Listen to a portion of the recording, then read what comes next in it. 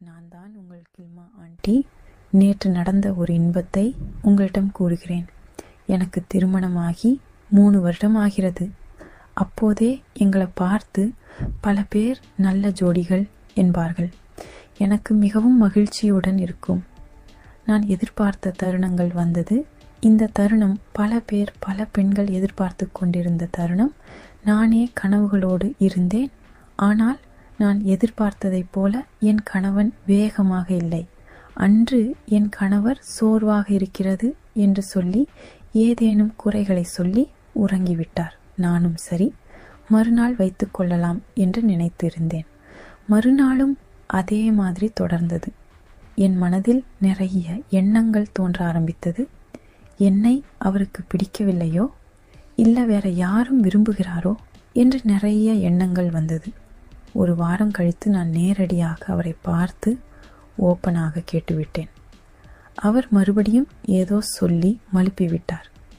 நான் அவரை என்கிட்ட மறுபடியும் கேட்கும்போது அவர் விளையாடி கொண்டிருக்கும் போது அடிபட்டு விட்டது. அதனால் விரைப்புத்தன்மை கம்மியாக இருக்கிறது என்று கூறினார். அதனால் நீ ஏதாச்சும் நினைப்ப காயத்ரி அப்படின்னு என்னிடம் கூறினார். நான் பரவாயில்லை, ஷார்ட் போடுங்க பார்க்கலாம் என்றேன். உடனே என்னை கட்டிப்பிடித்தார். எனக்கு உடம்பெல்லாம் ஓர் ஆண் இப்பொழுதுதான் என்னை கட்டிப்பிடிக்கிறான் என்பது போல இருந்தது.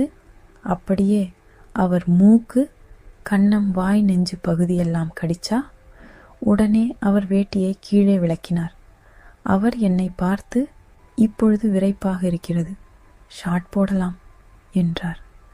நான் வெட்கத்தில் கண்ணை மூடிக்கொண்டிருந்தேன். லேசாக கண்ணை திறந்து பார்த்த பொழுது அவரது மிகவும் பெரியதாக நான் எதிர்பார்த்தது போல் இருந்தது. பட்டென்று சொருக ஆரம்பித்தார். அது உள்ளே செல்லாமல் இருந்தது. 4-5 முறை விட்டார். அப்படியே கீழே சாய்ந்து விட்டார். நானும் சரி, அடுத்த வாரம் பார்த்துக்கலாம் என்று விட்டுவிட்டேன். அப்பொழுதும் இதே மாதிரி 4-5 முறை விட்டார். எனக்கு பிடிக்கவில்லை. இவர் முன் விளையாட்டின் விளையாடக்கூட தெரியவில்லை. சரி என்று நான் உறங்கிக் கொண்டேன். மறுநாள் நான் வேலைக்கு சென்றேன். பணிபுரிகிறேன்.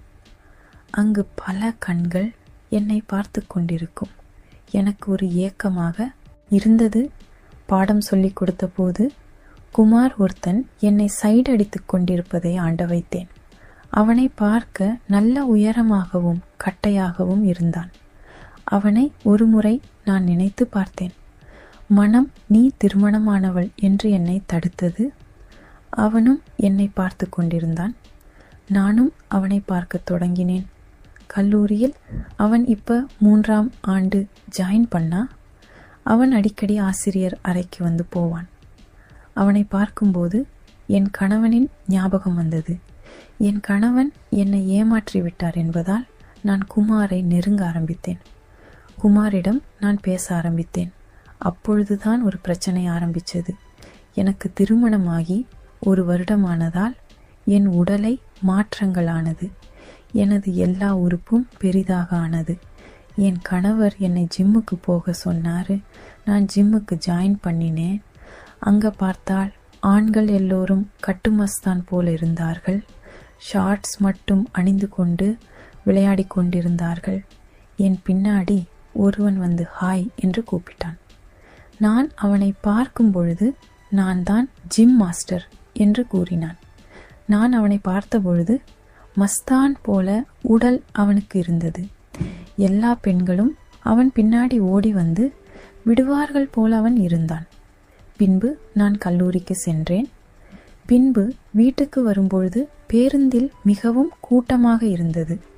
அப்பொழுது நான் நின்று கொண்டு கம்பி பிடித்து கொண்டிருந்தேன். என் பின்னாடி குமார் நின்று கொண்டிருந்தான். அப்பொழுதே என் இடுப்பை பிடித்து அழுத்தினான். என்னை உரசி கொண்டிருந்தான். நான் கம்பியை பிடித்து கொண்டு கண்களை மூடி குடிகொண்டு அனுபவித்தேன். பின்பு நான் திரும்பி யாராவது பார்த்து விடுவார்கள் என்று சொல்லி நான் பேருந்தின் முன்னாடி சென்று விட்டேன். மறுநாள் நான் அவனை கூப்பிட்டு, கல்லூரி முடிந்தவுடன் நீ பைக்கில் கல்லூரிக்கு பின்னாடி இருக்கும் காட்டிற்கு வந்துவிடு, நானும் ஸ்கூட்டியில் வந்து விடுகிறேன் என்று கூறினேன். கல்லூரி பின்னாடி இருக்கும். காட்டிற்கு இருவரும் தனியாக இருக்க ஆரம்பித்தோம். பின்பு அவன் மெதுவாக, நான் எதுவும் சொல்லவில்லை, திரும்பவும் கொடுத்தான். அப்படியே என்னை பிடிச்சு. எனக்கு அப்பொழுது எதுவுமே ஞாபகம் வரவில்லை. குமார் மட்டுமே எனக்கு நினைவில் வந்தான். எனக்கும் தேவைப்பட்டதால் நானும் நன்றாக அனுபவித்தேன். நானும் முதல் முறையாக ஒரு விதமாக அனுபவித்தேன். பின்பு இருவரும் வீட்டுக்கு சென்று விட்டோம். நான் மறுநாள் ஜிம்முக்கு சென்ற பொழுது ஜிம் மாஸ்டர் என்னை நீ 9 மணி வரைக்கும் செய்ய வேண்டும் என்று கூறினார். எடை அதிகமாக போகிறது என்று நினைத்து கூறினார். நானும் 9 மணி வரைக்கும் இருந்தேன். அப்பொழுது ஜிம் மாஸ்டர் என்னை எதுவும் சீண்டவில்லை. பின்பு ஒரு வாரம் கழித்து என்னை சீண்டத் தொடங்கினார். அதாவது ட்ரைனிங் இப்படி பண்ணணும், அப்படி பண்ணணும் என்று சொல்லிக் கொடுத்தார். எனக்கும் உணர்ச்சிகள் கூட்டிக்கொண்டே போனது. நானும் ஜிம் மாஸ்டர் மேல் ஆசை அதிகமானது. ஜிம் மாஸ்டர் உடன் படுக்க ஆரம்பித்தேன். பின்பு நாளை விடுமுறை என்பதால் என்னை குமார் படத்திற்கு போகலாம் என்று கூப்பிட்டான். நானும் குமாரும் படத்திற்கு சென்றோம். இவரும் படம் பார்த்து கொண்டிருக்கும் பொழுது திடீரென்று குமார் அவனுடைய கையை எடுத்து கீழே இருக்கும் இடத்திலே கை வைத்தான். நான் திரும்பி பார்க்கையில் எனக்கு மிகப்பெரிய ஒரு அதிர்ச்சி. என்னவென்றால் 20 வயசிலேயே இப்படி ஒரு பெரிய தாக இருக்கிறது அப்படின்று நினைத்து கொண்டிருந்தேன். பின்பு அவனும் நானும் செய்து கொண்டிருந்தோம். பின்பு வீட்டுக்கு சென்று விட்டோம். இப்படியே நாட்கள் கொஞ்ச நாள் போயிட்டு இருந்துச்சு. குமார் வந்து ஃபைனல் இயர் வந்து அவன் காலேஜ் முடிக்கிற நேரம் வந்துருச்சு. என்னை பார்த்தவன் சோகத்துடன், அவ்வளவுதான், கல்லூரி பருவம் எனது முடிந்துவிட்டது என்று என்னிடம் கூறினான். சரி, எங்கேயாச்சும் செல்வம் என்று என்னை கூப்பிட்டான். நான் ஒரு ஆஃப் டே லீவ் போட்டு அவனுடன் சென்றேன். வோடபோன் டவர் அறையில் ஒரு பாறை இருந்தது. அங்கே மறைந்து அமர்ந்து உட்கார்ந்திருந்தோம். நான் அவன் மடியில் படித்து கொண்டிருந்தேன். அவன் என் முகத்தை தடவ ஆரம்பித்தான். நானும் முடங்கிக் கொண்டே இருந்தேன். ஒரு கையால் தடவியவன் மற்றொரு கையால் தடவ ஆரம்பித்தான். நான் எதுவும் செய்ய முடியவில்லை. திடீரென்று நான் தலையை பிடித்து அடிக்க ஆரம்பித்தேன். பெண்ணாக பிறந்த ஒவ்வொருவரும் இதை அனுபவிக்க வேண்டும், அவ்வளவு சுகம். மறுபடியும் அவன் விட்டான்.